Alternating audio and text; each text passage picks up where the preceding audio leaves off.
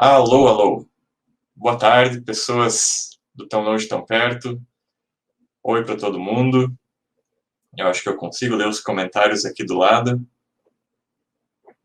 Meu nome é Bolívar. Sejam muito bem-vindos. Que bom que vocês estão aqui.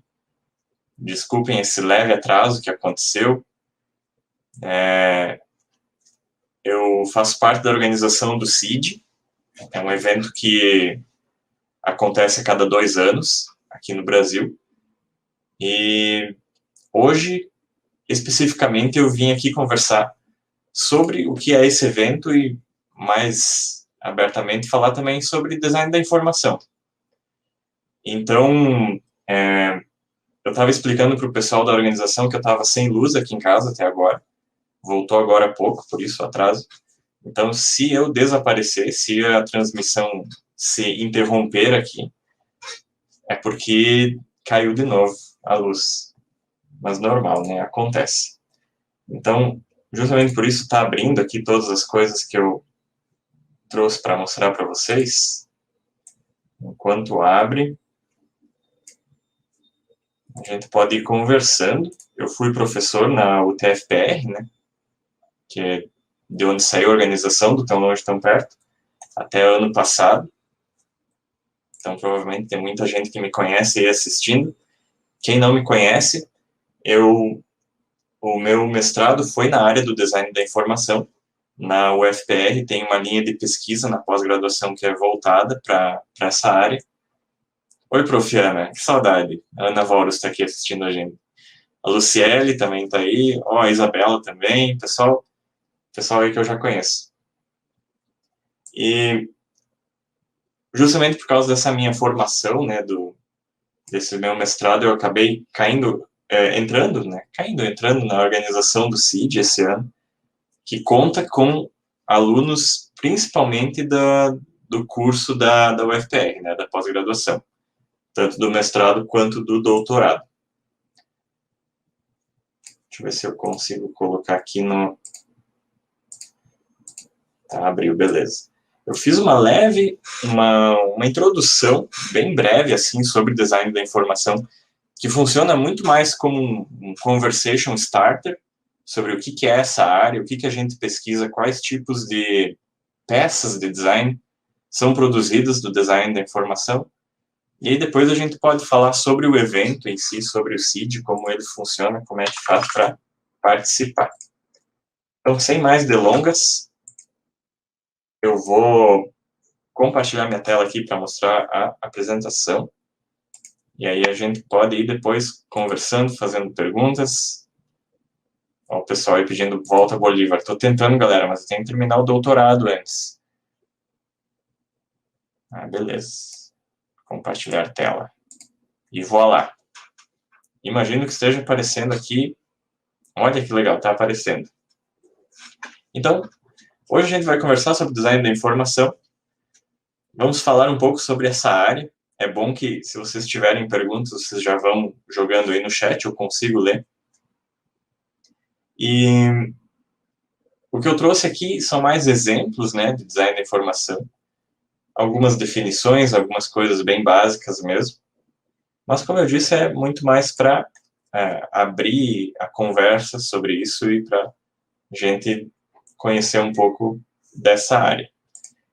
Então, o que é design da informação, né? Antes de mais nada, de onde que saiu esse termo? Então, dentro do design, mais especificamente do design gráfico, a gente tem uma área que se volta para estudar como é que a gente faz para otimizar a comunicação.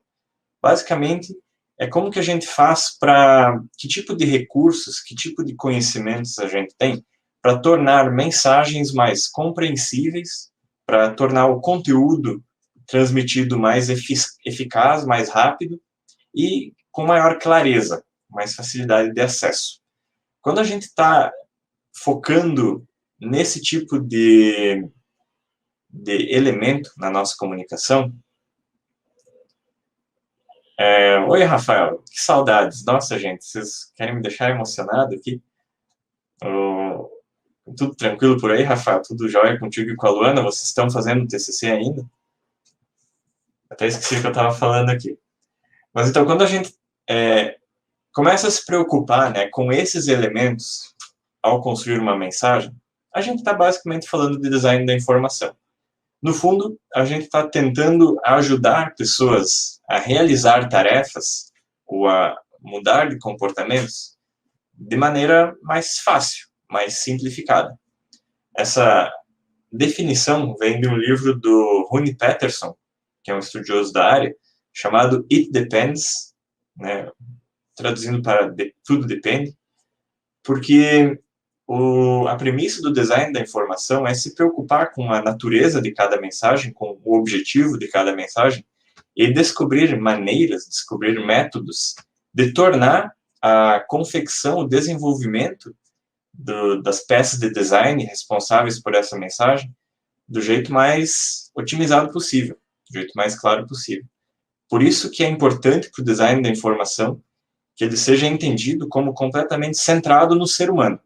A gente precisa compreender as necessidades das pessoas que vão consumir essas mensagens para atender essas necessidades da melhor forma possível, certo? Então, a gente está sempre muito envolvido com design participativo, com estudos com usuários.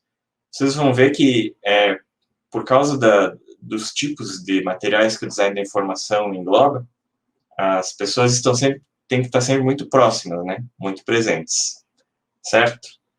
Mas que tipo de materiais que o design da informação engloba? Por que a gente precisa de tanto estudo nessa área, né? Se a gente começar a se perguntar por que, afinal de contas, existe um evento internacional sendo feito no Brasil para as pessoas que estudam design da informação, a gente começa a compreender que é muito complexo, certo? O design da informação é uma área que abrange diversas manifestações visuais, gráficas diferentes. E essas manifestações, elas têm necessidades específicas, elas têm elementos próprios, né? Então, cada estudo, cada ramificação do design da informação vai estar buscando compreender essas áreas em suas especificidades. Um exemplo aqui, vamos começar a olhar os exemplos, né? É muito mais fácil olhar os exemplos. É bom que aqui dá para até ver agora com câmera. Esse exemplo eu trago quando eu faço oficina de design da informação. Em alguns eventos eu já fiz, né, da cafeteira. Aqui a gente só vai poder conversar hoje, mas talvez em outro momento a gente possa fazer café também. Essa é uma estante para livros, né? Essa estante ela é comprada em uma loja que entrega os móveis desmontados na sua casa. Tem várias lojas que fazem isso, né? A ideia dessa loja é justamente você pagar um extra para ir um técnico na sua casa montar, ou você pode montar sozinho, se você seguir as instruções que vem com esse móvel. Dá para ver aqui, então, por sorte, o ângulo da câmera e a atmosfera do planeta Terra facilitam para quem está vendo aqui que parece que está tudo reto, né? Está tudo certo, porque fui eu que montei. Eu fui seguir as instruções de montagem para tentar economizar e montar sozinho.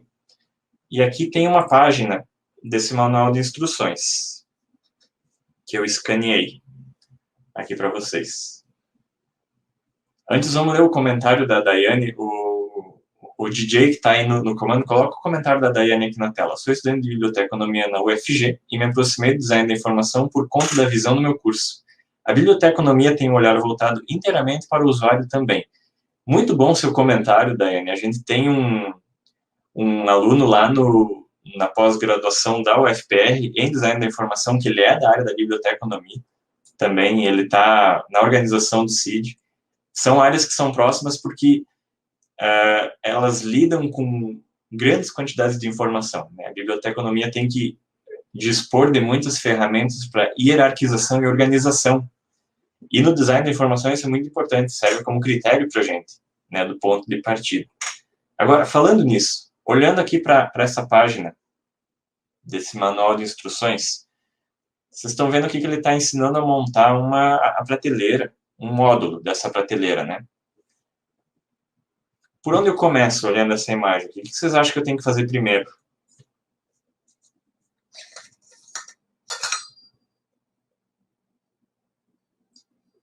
Se alguém vai se arriscar. a responder. Eu sei que é uma pergunta difícil, né? Por que é uma pergunta difícil? Porque se eu for aqui identificando o que eu tenho como pista visual para me orientar, posso ver que tem alguns números aqui, né? Tem várias coisas aqui com o número 5. A Isabela tentou ali separar as partes. Não sei se poderia compreender isso dessa imagem. Eu tenho, olha só, algumas partes indicadas com o número 5 e outras indicadas com o número 2. Posso interpretar que é um código em relação ao tamanho de cada uma dessas tábuas, né? Separar as ferramentas. Não, realmente. Ótima resposta, né? Antes de montar, eu tenho que ter as ferramentas para montar, mas olhando a imagem aqui, o que essa imagem está dizendo para eu fazer? O que a imagem diz? Ela está meio que pressupondo que eu preciso juntar todas essas tábuas ao mesmo tempo. Certo? Eles dizem ali, ó, que tem alguns furos nas tábuas, aqui nos detalhezinhos, dá para ver, e que eu uso esse parafuso aqui, ó, o parafuso F.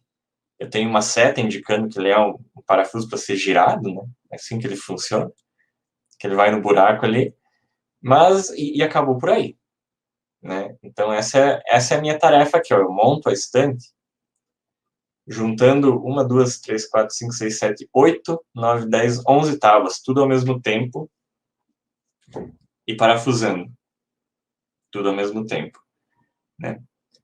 Talvez a posição seja uma pista, né? Porque parece aqui que eu monto a prateleira deitada, então talvez aqui o manual já esteja indicando que o melhor seria montar tudo no chão e depois erguer, né? Do que tentar montar a prateleira de pé. Talvez seja isso mesmo, porque foi o que eu fiz, até porque não consegui imaginar outro jeito. Mas o que eu quero dizer aqui é que essa página desse manual em específico, ela não responde todas as perguntas que eu, como usuário, como pessoa que encarou o desafio de montar, possa estar tendo, né? Eu posso estar fazendo... A pergunta, para mim, chave é por qual dessas tábuas eu começo, né? Eu não consigo juntar todas ao mesmo tempo. É impossível, a não ser que eu tenha uma equipe, talvez de 5 pessoas montando, em um esforço sincronizado, a gente consiga, né? Mas talvez seria interessante se tivesse um passo a passo, né? Alguma coisa que me diga qual o melhor jeito de ir encaixando essas tábuas, né? Esse é um problema de design da informação. Isso aqui que a gente está vendo é uma instrução visual. Instruções visuais, elas estão presentes em vários aspectos. Geralmente, quando a gente compra um produto novo, alguma coisa elétrica que tem que ligar na tomada, alguma coisa que a gente precisa montar, esses produtos eles vêm com instruções, certo? Eles vêm com com um papelzinho, alguma brochura, que mostram um passo a passo, ou talvez algumas dicas para o primeiro uso, né, que é bem frequente. E esses materiais, eles são feitos por alguém, por alguma pessoa. Se eles são feitos por designers da informação, o que se espera é que, primeiro de tudo, algumas pessoas sejam consultadas sobre esses materiais e respondam algumas perguntas, do tipo, qual o melhor, o que você entende por isso? Qual o melhor jeito da gente dispor essa informação? Se isso aqui fosse uma foto de uma tábua sendo aparafusada, seria melhor do que um desenho? Ou não, a gente não tem como tirar foto, tem que ser desenho, mas então, de que ângulo eu poderia desenhar esse objeto, né? Aqui tem um outro exemplo de um manual de instruções da Lego. Então, a Lego tem que colocar, né, toda vez que eles fecham um brinquedo num pacote e mandam para o ponto de venda, dentro desse pacote está lá um manualzinho que mostra como que eu monto todas aquelas peças para ficar igual a embalagem, né? E o legal da Lego, então, é que essa página desse manual, eles mostram as peças em tamanho 1 por 1. Então, cada desenho aqui é do tamanho real da peça. Se eu colocar ela em cima da revista, vai estar com o mesmo tamanho. E eles fazem um passo a passo. Ó, aqui é o passo 97 dessa montagem. Não é que nem a estante, que é tudo ao mesmo tempo, até porque senão fica difícil. Mas aqui eles mostram, ó, eles colocam aqui um desenho, uma representação de como que vai ficar esse brinquedo montado, e depois eles vão mostrando aqui, ó, esse brinquedo é feito por esse módulo, e aqui está como é que é feita a montagem desse módulo. Então, eles conseguem hierarquizar essa montagem, né, dividem ela em etapas, racionalizam esse processo, pensando no jeito mais fácil de montar esse negócio aqui. Talvez tenha várias formas de montar, mas eles lá vêm com essa maneira aqui, essa sugestão, para, ó, esse é o jeito que você vai conseguir montar esse negócio. Então, aqui eles colocam, ó, eles contextualizam a montagem. Isso é interessante. Esse elemento contextualizador aqui, ó, é o que me ajuda a comparar o que eu estou fazendo com o resultado final para ver se ficou igual, certo? Isso é importante, então, nessa instrução visual.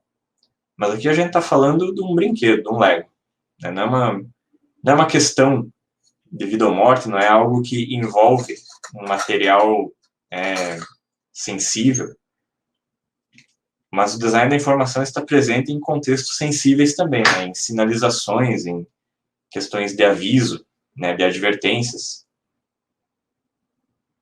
Por exemplo, em medicamentos. Essa aqui é um exemplo que eu trago porque isso aqui a gente viu em sala de aula, na matéria de design da informação. Minha orientadora lá do mestrado, ela trabalhava diretamente com a área da saúde. A área da saúde e design da informação tem muitas confluências, né? Muitas coisas que se sombreiam, que em conjunto trabalham para produzir materiais. E se a pessoa precisa fazer uma autoaplicação de insulina, em caso, por exemplo, diabéticos têm que fazer isso. Essa autoaplicação, ela tem várias maneiras de ser feita. Hoje em dia a gente já tem aquela caneta que é mais simples, que a pessoa simplesmente se aplica encostando na pele ou de outras formas, mas um dos métodos de autoaplicação de insulina é com seringas, né, com injeção. Então a pessoa precisa comprar a insulina na farmácia e ela tem que fazer essa autoaplicação, ela tem que aplicar em si mesma. Então tem muitas instruções que mostram como que essa autoaplicação tem que ser feita, certo?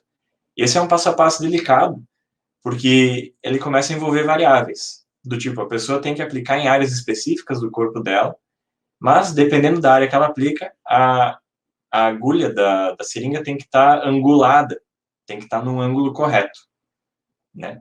Então, esse tipo de exemplo, mais da área da saúde, né, mais hospitalar, ele começa a evidenciar como é importante que a gente converse com essas pessoas que têm que usar esse medicamento para ver quais são as reais necessidades dela na hora de seguir esse passo a passo. Teve um aluno lá do mestrado que ele fez todo o mestrado dele, foi analisando que tipo de linguagem gráfica as instruções visuais em medicamentos usam. Se as pessoas preferem, por exemplo, fotografia, ou se elas preferem um desenho, ou se elas preferem uma imagem em 3D, tudo isso impacta a escolha. Veja, olha que profundo isso. A escolha do modo representativo impacta na recepção da mensagem. Isso é algo interessante para o design da informação, porque muitas vezes a gente está produzindo algum material, criando alguma peça gráfica, criando alguma comunicação visual para algum contexto, e em diversas situações, esse tipo de escolha de design, né, do tipo de representação, ele acaba ficando um pouco livre. Essa escolha fica do tipo, talvez algo que eu acho legal vá bem aqui.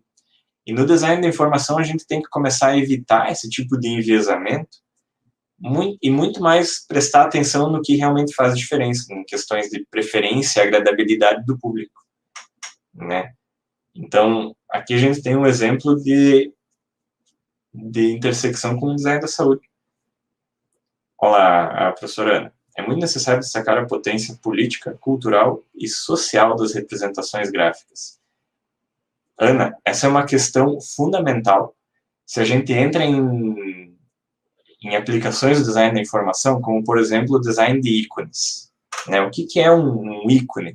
Um ícone é uma representação que tem que ser abstrata, certo? Tem que representar uma informação ali de forma sintética, com poucos traços, às vezes de forma monocromática, usando de algum símbolo ou de alguma alguma representação bem abstrata de um conceito.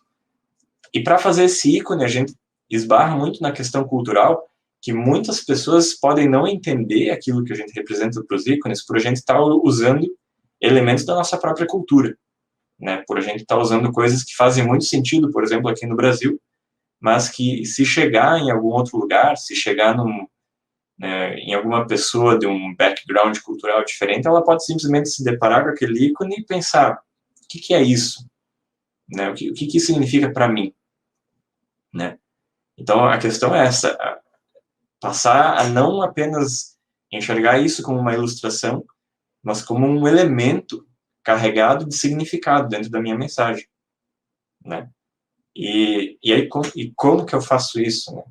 Onde que está esse tipo de informação? Esse tipo de esclarecimento está nas pessoas, a gente tem que conversar com as pessoas, a gente tem que entender o público ao qual isso se destina. E aí vem as pessoas que estão estudando isso são estudos em andamento. Não existe uma diretriz universal, muito pelo contrário, cada vez mais a gente entende a importância dos contextos específicos, né, na hora de produzir esses materiais. Por isso que é importante ter um evento, né, sobre isso, porque as pessoas possam compartilhar também esse tipo de experiência, né. Aqui, por exemplo, em casos onde a gente se depara com culturas diferentes, falando agora. Oi, Júlia, boa tarde. Um aeroporto é um espaço interessante do ponto de vista do design da informação, porque é um ponto de encontro de pessoas muito diferentes. Pessoas que vêm de vários cantos do mundo, pessoas que às vezes chegam no aeroporto em cima da hora e têm que obter informação rapidamente para saber para que lado elas vão. Né? Então, o aeroporto é um espaço riquíssimo em experiências e frustrações. Principalmente se você estiver com fome, vai ficar muito frustrado no aeroporto. Mas o design da informação entra em projetos de sinalização, nesse tipo de contexto. Né? Então, vocês podem observar em espaços assim como aeroportos, ou até mesmo se a gente for para outros ambientes que são visitados por públicos muito intensos, estádios, hospitais, né? Esses locais nos quais transitam muitas pessoas, é muito difícil que a gente tenha, que a gente disponha de seres humanos que consigam ficar estrategicamente posicionados, orientando todo mundo para onde elas têm que ir. A gente tem que confiar muito mais na arquitetura desses locais, para que ela seja, né, não labiríntica, de forma tenha sido disposta de forma intuitiva, e para auxiliar, né, essa arquitetura, a gente tem que colocar sinalização, a gente tem que criar códigos visuais para as pessoas. O que você falou em outros idiomas. A barreira do idioma precisa ser transposta pelos ícones. Isso que é interessante, né? Olha lá, o Marconi falou, sua aula está sendo muito clara e amigável.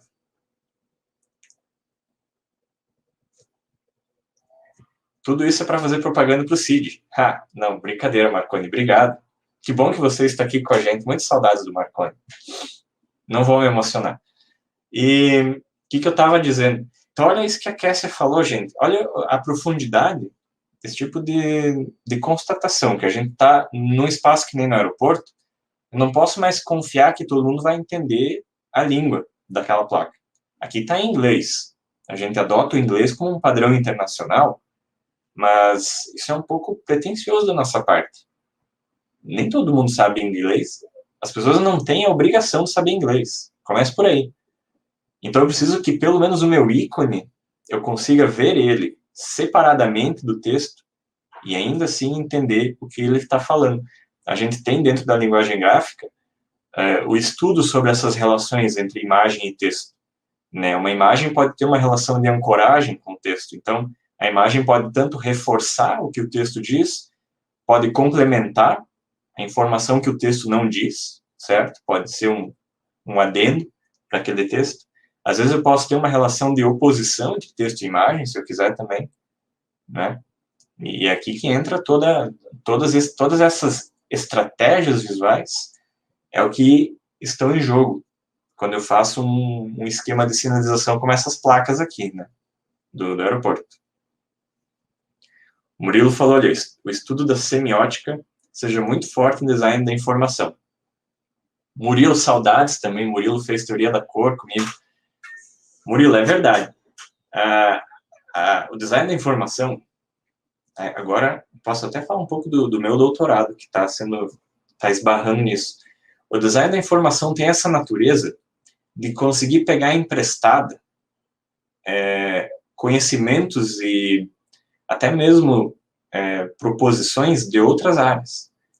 A semiótica, a semiologia, com certeza, impactam muito, mas o design da informação usa muito teoria da cor também, certo? Para criar códigos, sistemas cromáticos que carreguem significados. A gente usa muito, mas assim, olha, muito mesmo, tipografia. Vocês vão ver, quem for para o CID vai ver que vai ter muita galera da tipografia apresentando, né, estudos sobre fontes, resgates históricos, sobre tipografia, porque essa informação toda aqui, né, quando ela se a gente for ver o que está realmente fundamentando, é a boa organização e a clareza textual, certo? Então, tipografia é uma área que realmente impacta bastante. Aí entram outras coisas que a gente pode falar, psicologia cognitiva, certo? Gestalt, esquemas de aproximação e afastamento simbólicos também. Enfim, a gente vai longe falando de todas as áreas que estão envolvidas em projetos assim, né? Design da informação. Aqui temos slide em branco. Ah, tá, porque eu coloquei as duas coisas juntas. Mas, enfim, o metrô... Desculpa, gente. Ainda falando sobre espaços públicos transitados por muitas pessoas, né? O metrô é um exemplo também de sistema complexo que demanda muita informação. Então, aqui eu tenho o mapa do metrô de Tóquio. Então, vejam, aqui já é possível que a gente analise esse tipo de peça gráfica pensando em termos de design da informação. Então, eu tenho códigos de cores, eu tenho uma separação espacial para mostrar mais facilmente como é que essas linhas se organizam. No sentido, vejam só que interessante isso. Tóquio não é assim. A cidade de Tóquio, ela não é dessa forma, geometricamente afastada. Tipo, essas estações aqui, ó, vocês estão vendo aqui, ó, dessa linha laranja, elas não são equidistantes uma da outra. Elas são espalhadas, elas fazem curvas e tal, mas para fins de representação, o designer da informação olhou para as linhas do metrô e pensou, qual o melhor jeito, né? Como é que eu faço para isso aqui ser entendível pelas pessoas? Como é que eu faço para a pessoa que está aqui, ó, na estação de Shinjuku, como é que eu faço para ela saber como é que ela chega em Asakusa? É mais fácil dessa forma aqui, ó, quando eu tenho um grid ordenado, porque daí a pessoa sabe quantas estações ela tem pelo caminho, qual é a cor da linha que ela tem que fazer baldeação, né, e por aí vai. Então, a partir do momento que eu conheço a necessidade do usuário do metrô, eu consigo me afastar das representações realistas, geográficas, e partir para algo que, por mais que seja mais abstrato, comunica melhor, né? Olha que legal isso. Aqui a gente está entrando no campo da abstração. Muitas vezes, objetos abstratos comunicam melhor por serem mais amplamente reconhecidos por públicos diversificados, né? Eu não tenho que conhecer a geografia de Tóquio para entender esse mapa. Eu tenho que saber só onde é que eu estou e para onde eu quero ir. E ainda assim é difícil, né? Talvez eu teria que perguntar para alguém, mas o mapa está aí e ele é o tipo... Eu gosto desse exemplo porque ele é trágico para o designer, né? Aqui a gente chega num ponto assim de desabafo. O designer da informação ele tem que resolver esse problema sem cortar a informação. É muito bom quando a gente está fazendo projetos que a gente pode simplesmente falar, olha, tem muito texto aqui, vamos cortar, né? Vamos dar mais espaço, vamos adicionar uma página. O designer da informação dificilmente vai ter essa carta para negociar. Ele vai ter que lidar com essa quantidade de informação da melhor forma possível, vai ter que criar legendas, né? Vai ter que criar códigos numéricos, códigos visuais, ele vai ter que dispor desse ferramental para facilitar a compreensão desse material aqui sem poder alterar tanto o conteúdo dele. Isso é complicado. E aí, Paturi, tudo jóia? Bom que você está aí também. Aqui tem outro exemplo, um exemplo de infográfico. Esse aqui é feito por uma infografista chamada Eleanor Lutz. Se vocês quiserem jogar o nome dela no Google, ela tem um site com vários desses aqui, são peças lindas, né? Que ela está explicando como é que a respiração funciona, de 3 formas diferentes, né? A gente tem a respiração humana, a respiração dos pássaros aqui, do frango, e a respiração dos insetos, né? Então, esse infográfico, ele traz várias informações ao mesmo tempo. Ele poderia ser um texto corrido, explicando cada uma das 3 respirações, mas por conseguir aliar texto com imagem e com esses elementos esquemáticos, que são as setas, as cores e tal, a infografista consegue passar essa informação de uma maneira mais facilmente interpretável, ou mais amplamente entendível, ou mais simplesmente visualmente interessante, né? Se for para alguma revista, se for para algum documentário. Então, a infografia, ela tem esse propósito, né, de transformar a informação. Aqui a gente tem a infografia animada, né, que é pegar todas essas questões do design da informação e ainda por cima aliar com a área da animação. Então, olha que bacana. A gente tem aqui, ó, várias metáforas, várias figuras de linguagem que a infografista usa. Por exemplo, aqui, ó, ela pega um quadradinho e amplia como se fosse uma lupa. A gente tem esse efeito, né, um microscópio.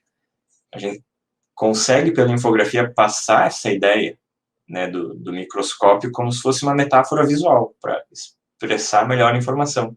Aqui eu tenho um gafanhoto cortado no meio, é tipo um raio-x, né, sendo usado como metáfora também. Legal isso, né?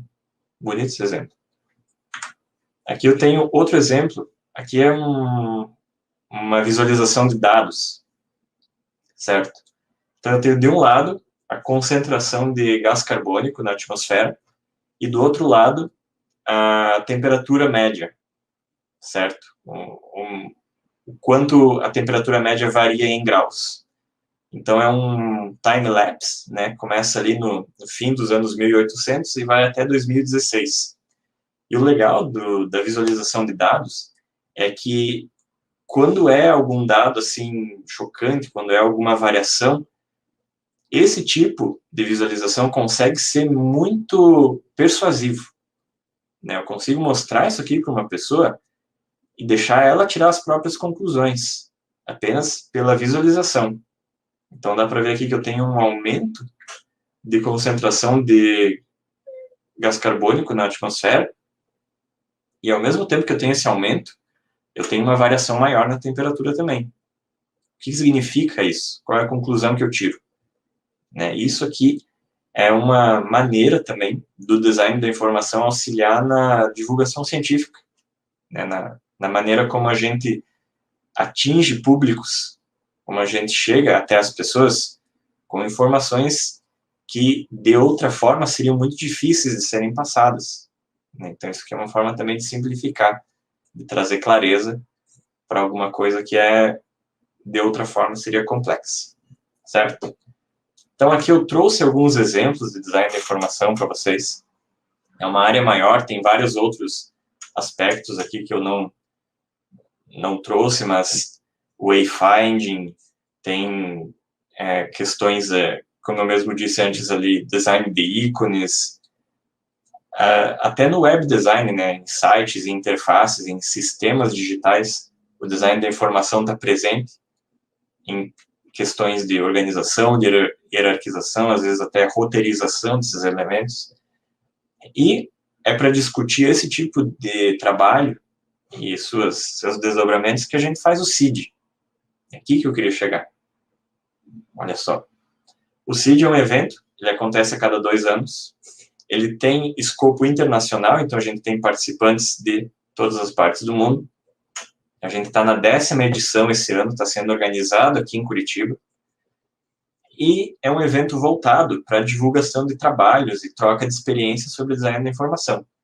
O CID acontece ao mesmo tempo que o CONGIC, que é um evento simultâneo, também organizado pelas mesmas pessoas, enquanto o CID está preocupado mais com pesquisas em andamento ou pesquisas feitas por profissionais, né, da pós-graduação ou do mercado de trabalho, o CONGIC é para a galera que está na graduação, que quer começar a explorar essa área também, quer começar a escrever artigos, publicar, para poder participar também, certo? Então, são dois eventos ali sobre a mesma temática, voltados para esses dois públicos, a galera que está profissionalmente trabalhando com design da informação e os estudantes da graduação. Então, durante o CID, a gente tem lançamento de livros, a gente tem mesas redondas, a gente tem palestras, keynotes, a gente até já está começando a divulgar os palestrantes. A Ellen Lupton já foi confirmada, participante do CID, né, nosso palestrante internacional. Na edição de 2019, foi 2019? Foi. Edição de 2019, lá em BH, o participante, o palestrante internacional foi o Nigel Holmes, né, que também é um infografista. A gente tem a apresentação dos artigos que são aprovados para o CID, né, como ele é um evento de fomento científico, então os artigos que são submetidos, eles são avaliados por pares, e os artigos que passam nessa avaliação, eles são publicados no evento, a gente tem os nossos proceedings, né, os anais próprios do CID, com todos os artigos apresentados a cada edição. Se vocês quiserem visitar, a gente tem desde 2013 todos os artigos apresentados no CID online para consulta gratuita. Olha que doideira isso. Se eu quiser começar a pesquisar sobre design da informação hoje, eu tenho um acesso a pesquisas anteriores de forma gratuita. Eu posso entrar lá, ler um artigo e querer debater ele, trazer um artigo de resposta, trazer uma continuação, né, para o experimento feito ali. Isso é muito legal. Então, apresentação de cases, workshops, a gente sempre tem workshops no CID. Talvez esse ano aí a gente tenha novidades, daqui a pouco a gente começa a divulgar os workshops confirmados também. Mostras de vídeos, a gente tem, né, como eu mostrei, a animação está sempre envolvida com design da informação. Para esse ano a gente tem 6 eixos temáticos, então a gente está trabalhando com design da informação na comunicação, na tecnologia, na educação, teoria e história, sociedade e uma chamada especial para design da informação em saúde, né? Então, aqui a gente tem essa visão geral do evento. A submissão de artigos está aberta até dia 15 de maio. Tem mais 15 dias aí, 16, para quem for mandar artigo. Mas o evento acontece em outubro. Eu posso me inscrever sem mandar artigo? Pode. Você pode fazer sua inscrição como participante do evento, mas ainda tem tempo se você quiser escrever para a gente.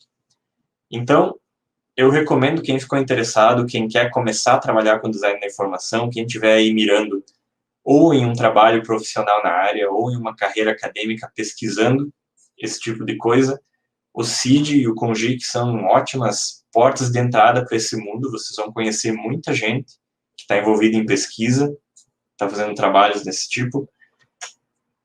Eu convido vocês a visitar o nosso Instagram.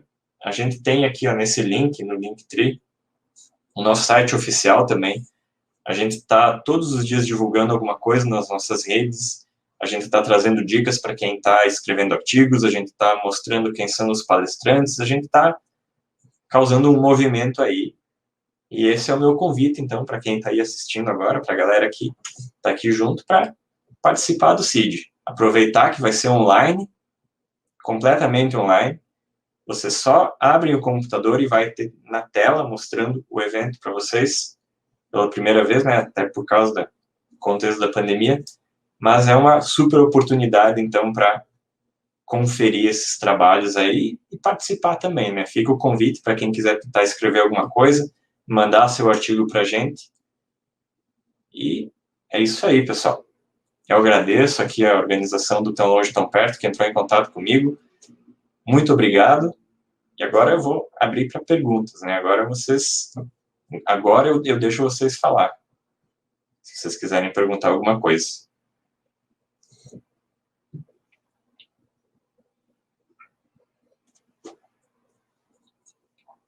pessoal tá falando volta, Bolívar. Gente, tô tentando.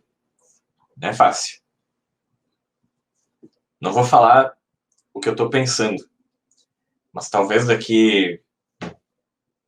partir aí do ano que vem, do próximo, né, 2023, se as coisas mudarem, tem mais chance. Obrigado, pessoal aí da organização que colocou o link do CID. Tem tudo aí, gente. Nós estamos no Facebook, nós estamos na rede dos profissionais LinkedIn, além do Instagram. Então, vocês podem escolher qual é a rede favorita de vocês. O CID está lá. Não tem escapatória. Infelizmente, já estarei formado. Que bom, Isabela. Ótimo. Perfeito. Tem que formar mesmo. Gente, se ninguém tiver uma pergunta, eu acho que...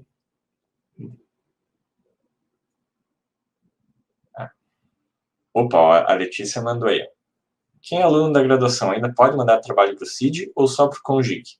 Letícia, a gente orienta que os alunos da graduação mandem para o CONGIC, porque o que acontece é que em muitas universidades a gente tem iniciação científica na graduação, né? Então, o CONGIC é um congresso voltado para a iniciação científica, mas se o aluno quiser, por exemplo, caso bem comum, pegar um trabalho que desenvolveu na graduação para alguma disciplina, fez alguma coisa para alguma matéria que achou legal, que acha que pode transformar num artigo, mostrando como é que foi o processo, como é que foi a validação, aí é legal entrar no CONGIC mesmo, porque é um evento que divulga trabalhos com essas características, né? Para o CID, a gente está esperando trabalhos com um pouco mais do que a gente chama de elementos de inovação, que mostrem avanços nas pesquisas, né? Ou que mostrem áreas que estão sendo trabalhadas na pós-graduação por representarem linhas de pesquisa que a gente tem dentro do evento. Não significa que é proibido mandar artigos para o CID se você for um aluno. Você pode mandar, não tem problema, pode submeter, mas pela natureza do tipo de coisa que é desenvolvida na graduação, é mais tranquilo entrar pelo CONGIC. A Ana perguntou, estudantes da graduação precisam escrever artigo com algum professor orientador? Não exatamente. Eu recomendo que sim, que procure um professor que te ajude a estruturar esse artigo, escrever juntos, né? Até se for o professor da matéria, provavelmente se vocês chegarem para o professor, eu quero escrever um artigo para o CID, o professor vai quase chorar, porque ele vai querer muito ajudar, né? Então, a recomendação é que, sim, converse com o seu professor, façam juntos esse artigo. Se é alguma coisa que vocês fizeram ano passado e vocês quiserem resgatar, se é um TCC que vocês já apresentaram e quiserem apresentar, quiserem trazer para o CID, conversem com o professor, transformem no artigo, vai ser super joia. Se não quiser, se quiser escrever sozinho, também pode. É uma opção. Não vai ser um artigo barrado por não ter um professor, mas eu garanto que com o professor a organização vai ser mais tranquila, menos estressante. Tem a pergunta da Daiane aqui, ó. Quais são as ferramentas que o design da informação usa para representar as informações? Deixa eu ver se eu entendi sua pergunta, Daiane. A ferramenta tipo software ou ferramenta tipo conhecimentos? Porque a gente usa softwares de design, de tratamento de imagem, de vetorização. A gente faz... a gente usa o que for mais interessante para cada caso. Eu acho que se tem alguma coisa interessante assim que define o design da informação é que a gente não parte de nenhum pressuposto. Não, tem que ser algo feito digitalmente, tem que ser algo feito em vetor. A gente está disposto a adequar as nossas ferramentas para o que melhor atender o público, certo? Então, aí conta tudo, ilustração, às vezes a gente tem que fazer alguma coisa, protótipos usando outras ferramentas. Esses exemplos que eu mostrei, por exemplo, aquele ali da visualização de dados, geralmente são dados tratados com algum programa que consegue gerar essas visualizações. Geralmente alguma coisa programada em Python, por exemplo, para visualização de dados, mas são questões bem específicas, que geralmente não é nem o designer da informação que está sozinho ali, ele está trabalhando com algum jornalista, às vezes com algum programador que está ajudando ele a gerar a representação, mas o designer está ali fazendo a direção de arte toda, ou até mesmo selecionando as informações que têm que ser apresentadas. Não sei se consegui responder a sua pergunta.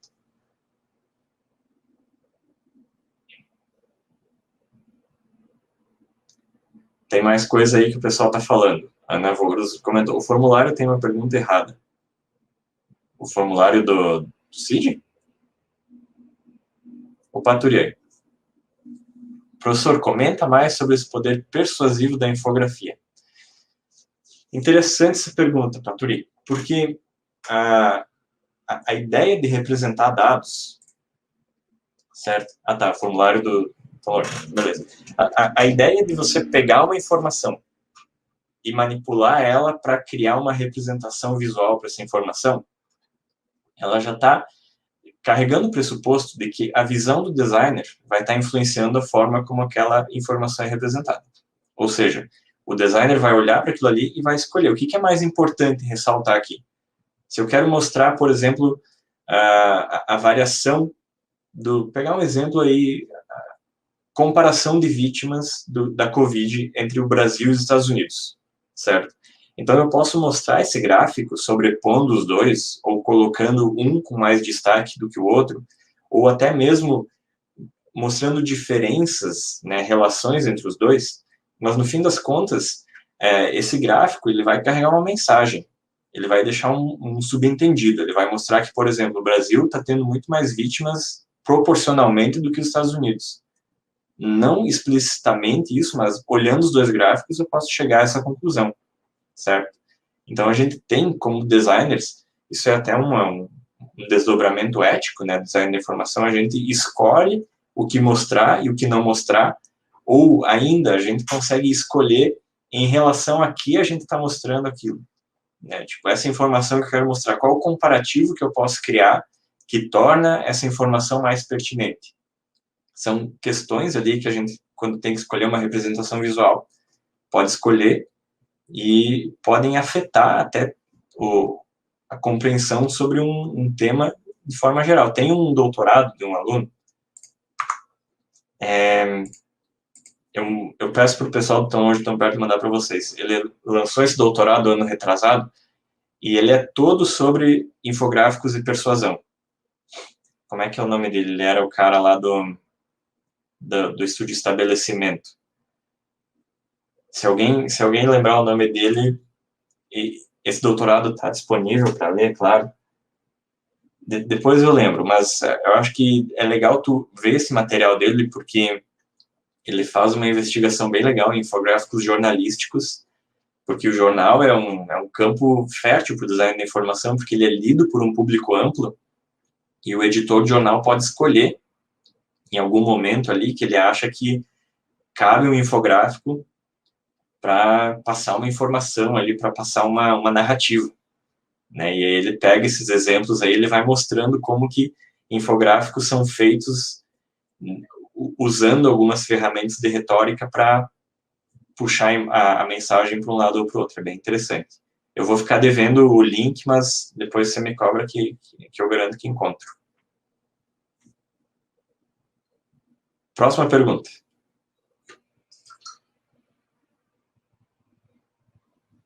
Você acha que seria possível os professores da UTF usarem o design de informação para passar o conteúdo de modo mais eficiente para os alunos? E aí, professores? Eu acho que, querendo ou não, quando a gente tem que produzir algum conteúdo para os alunos, a gente tem que empregar técnicas de representação, de otimização das mensagens, a gente tem que fazer uma seleção do conteúdo, a gente tem que deixar algo mais claro para os alunos. No fim das contas, é uma coisa que anda meio que junto, assim, né, com o design da informação. Talvez, tem vários exemplos que a gente pode pegar na sala de aula, que é, em termos de resumo de conteúdo, resumir aquilo de forma, talvez, informacional, assim, de forma visual, né, trazer uma síntese visual do conteúdo. São áreas que a gente estuda também, que em algumas matérias a gente faz, isso é bem comum na pós-graduação, mas eu acho que a tua pergunta, Isabela, ela é muito mais do tipo, o que o aluno pode ver, pode enxergar ali, talvez, no lugar de um slide com texto que ajude ele a entender melhor aquele conteúdo, né? Aí vai, às vezes, é mais interessante para o professor construir junto com os alunos essas coisas, né? Pegar ali, ó, todo mundo agora a gente vai fazer um negócio aqui para mostrar essa informação. E aí a gente vai criando esses recursos visuais. Mas eu acho que seria até experimentos interessantes, assim, né? Que tipo de informação que a gente viu na aula que poderia ser transformada, né? Até como um exercício. Ideias, né?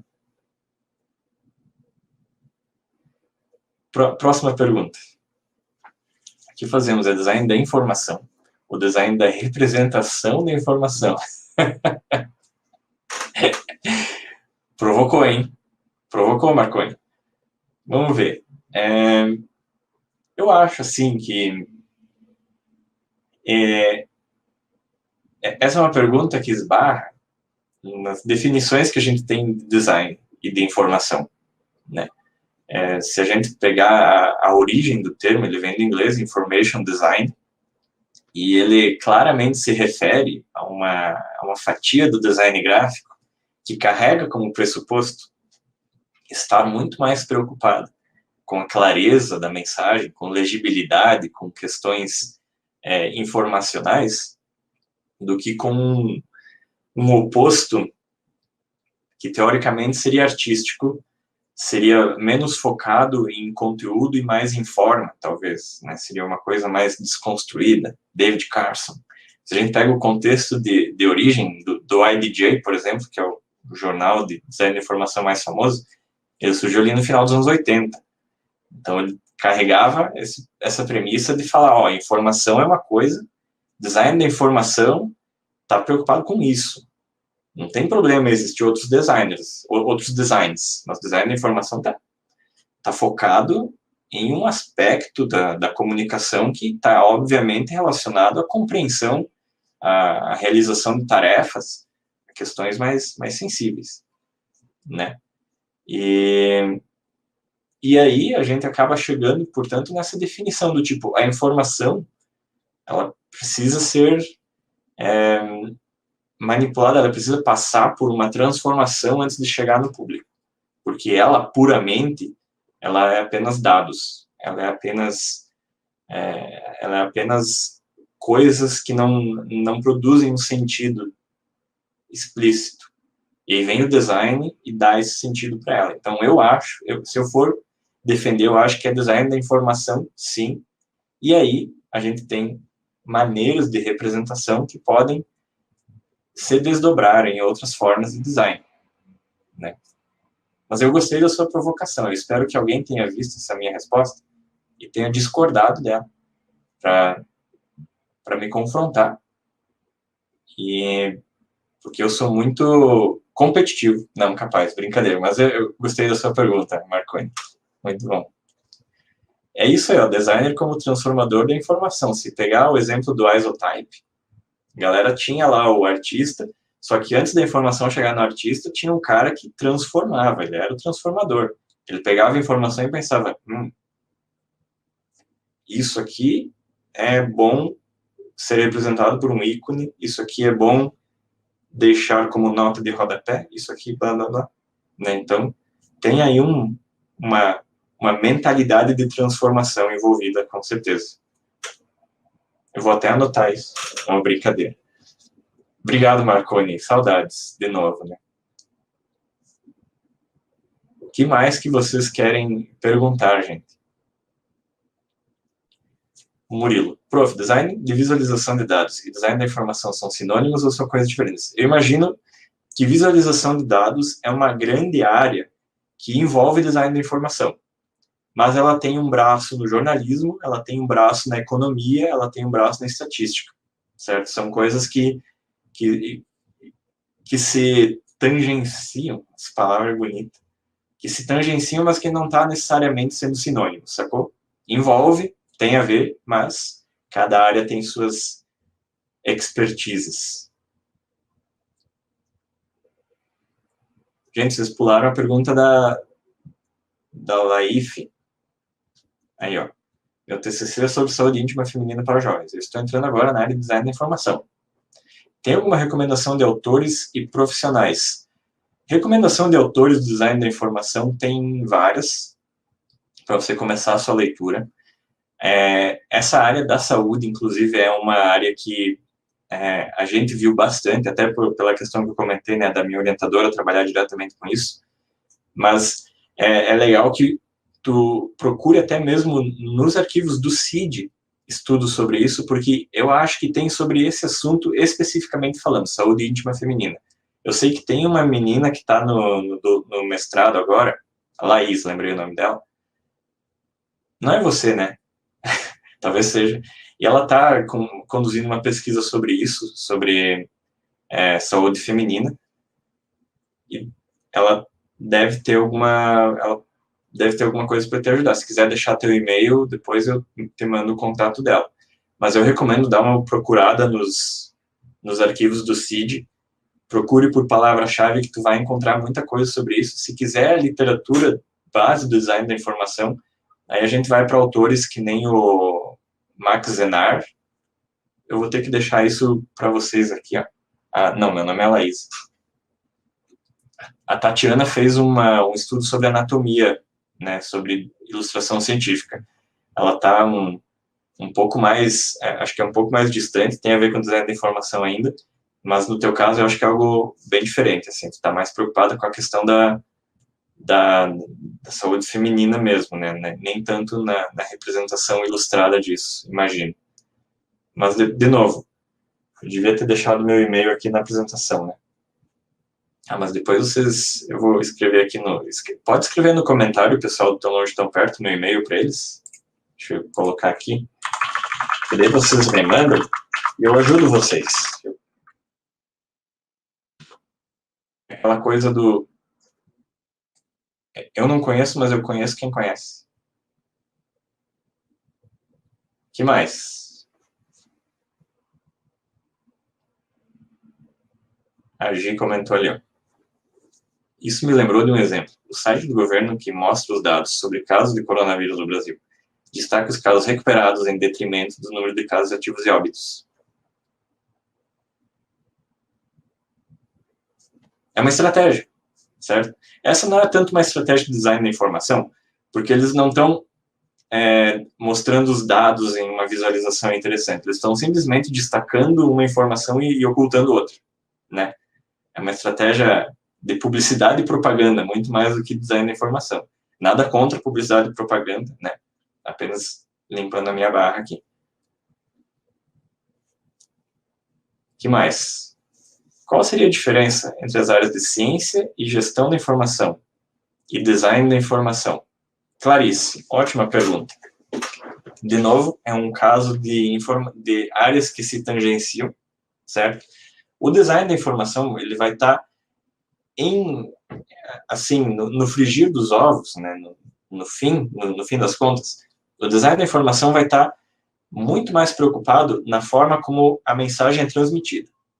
Ou seja, ele vai estar preocupado com o usuário final dessa informação, com a pessoa que vai receber a informação, de que forma essa informação vai ser apresentada para essa pessoa. Se vai ser por meio de um infográfico, se vai ser por meio de uma visualização de dados, se vai ser por meio de um mapa. A gente está preocupado com essas materializações, certo?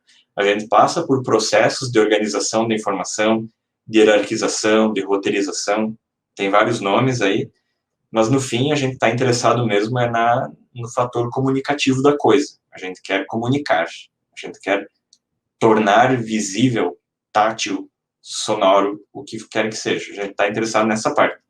A parte de gestão e ciência da informação talvez esteja em um campo um pouco mais abstrato, no qual a informação seja tratada como uma área de exploração científica, como uma maneira de obtenção de conhecimento, a epistemologia da informação, talvez, certo? A forma como eu, como ser humano, entendo o mundo por meio da informação e como que eu organizo isso, certo? A parte de gestão. Que tipo de entidades estratégicas, operacionais eu tenho relacionadas à informação é uma coisa um pouco mais técnico-abstrata do que o design da informação. Eu imagino, não sou da área da gestão da informação, mas se eu tivesse que traçar uma diferença entre as duas coisas está no fator comunicativo. O design da informação é comunicação. A gente está querendo mostrar para a pessoa a informação, de um jeito ou de outro. Resposta, espero que tenha sido boa e espero que ninguém da área da gestão da informação tenha ficado ofendido por eu ter tentado falar sobre essa área, né? A Ana colocou um comentário ali. Acho que vale comentar que a prof. Stefania, da UFPR, trabalha e pesquisa isso mesmo que você falou, Bolívar. O uso das representações gráficas visuais como exercícios nas aulas e tem artigos sobre. Essa é uma pesquisa que está em andamento. A professora Ju também, né, ela foi orientando da Stefania. Ela está conduzindo várias pesquisas sobre as RGS, né, as representações gráficas de síntese. É uma área bem interessante. É uma ferramenta, a gente chama de ferramenta metacognitiva. Por quê? Porque é uma forma de tornar um conteúdo que foi aprendido, né, um conteúdo ao qual eu tive acesso, uma forma de visualizar esse conteúdo de uma maneira resumida, de uma maneira simplificada ou de uma maneira esquematizada para eu olhar para isso e relembrar mais fácil o que foi falado.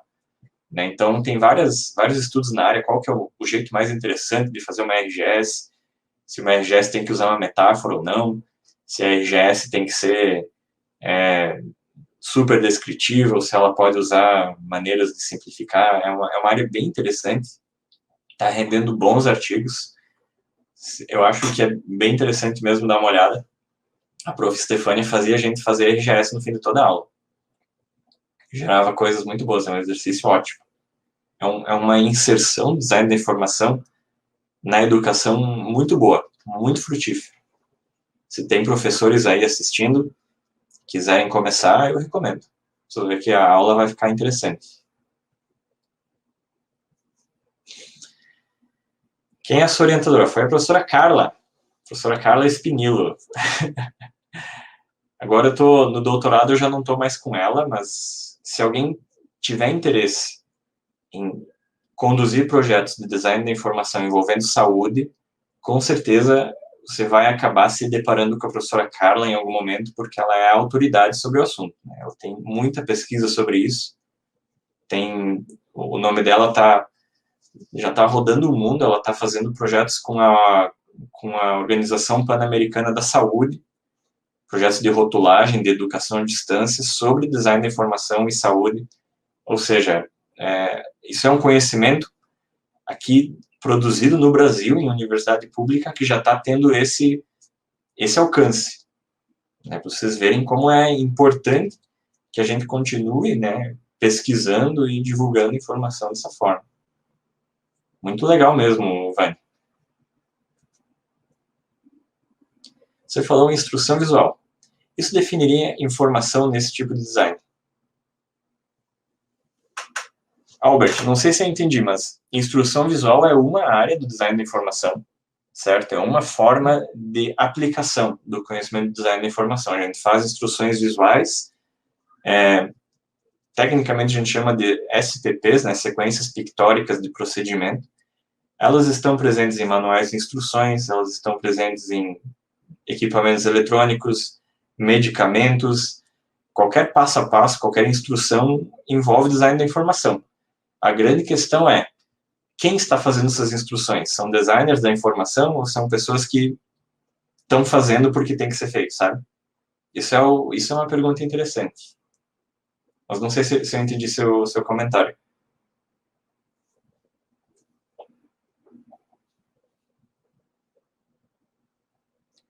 O que mais, galera? Eu acho que é isso, né?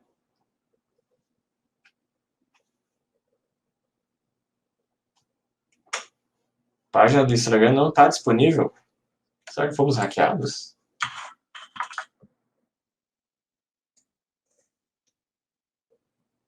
Não, tá. Eu vou mandar o link aqui para... Ah, beleza, Albert. Que bom. Vou mandar o link aqui de novo. Vocês podem entrar lá.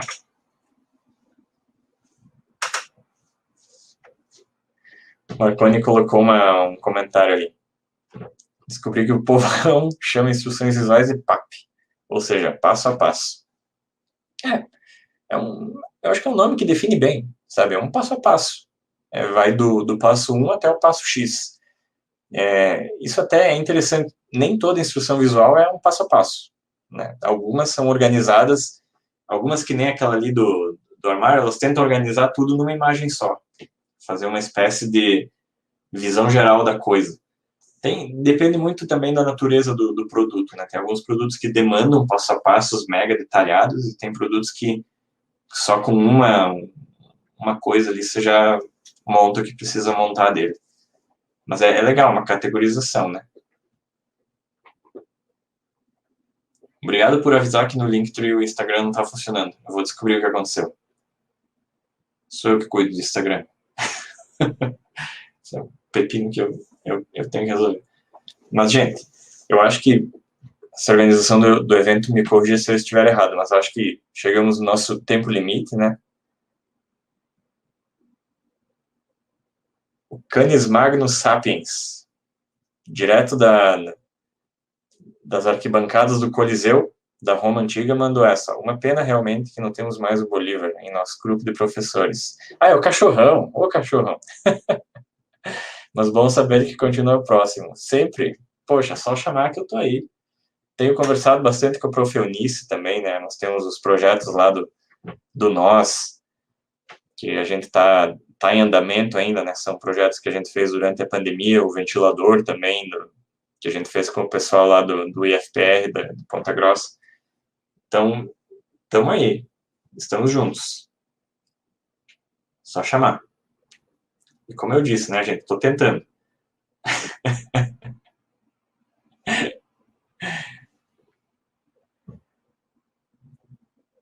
Quero saber do pastel monstro. Vocês nunca vão me perdoar. Eu sei, né? Vocês nunca vão deixar passar. Mas eu aceito. Eu aceito. Não é culpa minha. Me fizeram comer um pastel que tinha 1 metro. Mentira, eu tô exagerando. Tinha 90 centímetros. E daí chegou uma hora que eu falei, gente, não vai rolar.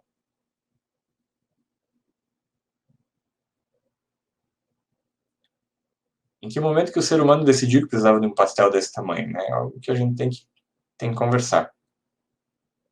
Muito fácil culpar a vítima, que não conseguiu comer o pastel. Tô brincando, Isa. Saudades de vocês, né, gente? Mas é isso. Pessoal, muito obrigado pelo espaço. Como eu disse pro cachorrão, eu estou disponível se vocês quiserem conversar, se quiserem chamar para mais coisas. Estamos aí. Cuidem-se. Fiquem em casa. Vamos esperar pela vacina.